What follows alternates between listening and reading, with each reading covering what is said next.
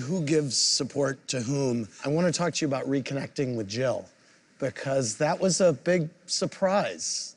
It was a big surprise. And I was in Aspen. It was Martin Luther King weekend. And I thought, I did really love Bobby. I did have a relationship with him. And I was definitely conflicted. But once I knew it, what was I going to do? Sit in Aspen? Like, I knew that the funeral was happening. And so I said, you know what? I will never regret going, but I will possibly regret not going. And I sat in the back. Ramona was back there with some of her girlfriends. And the more that they spoke, it was weird. I knew all of the inside jokes. I knew a lot of Bobby's lines. It just brought back so much for me because you can close things out. So when I was walking outside to go downstairs, Jill walked outside and she was like, Bobby loved you and I'm so glad you're here. And it was a hug and it was really, really nice. And then we went downstairs and I felt weird leaving. I wanted to see her again.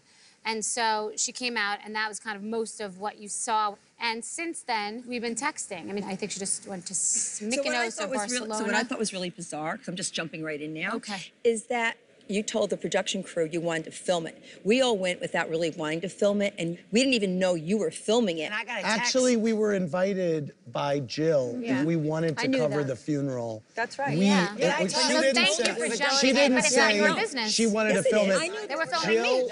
I don't want to be filmed at Bobby's funeral. I find it morbid. Because Jill's a good friend, and I wanted to be informed so I could avoid the cameras at a funeral. Right, I actually said to Bethenny, speak to Jill first, because I was there, and she spoke to her, and then when the cameras were there, she jumped out of the car to be on camera. Good, and I'm glad she did, because I wanted to see that. Beautiful moment. So, Bethenny, you touched on something interesting at the time about how Bobby would do anything for Jill except make things right between the two of you. She said, what's crazy was that at the service, everyone kept saying, Bobby would never say no to Jill. Bobby would never say no to Jill. And she said to me, I asked him so many times, please, Bobby, fix it for me. Will you fix it for me? And he said, Jill, I can't fix it for you. It's your mistake, and you have to, you have to fix it yourself. That's why I said that. He did end up fixing it because of his funeral. I ended up at her house with my daughter. Ramona, you've known Bethenny and Jill since they came together 10 years ago. Yeah, I tried to bring them together like season 3. I mean, it broke my heart what was going on between them.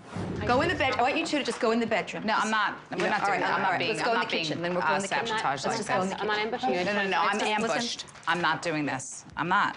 They were best buddies for a while, and they need to just come to terms with it. And so what was your reaction to them coming together this way?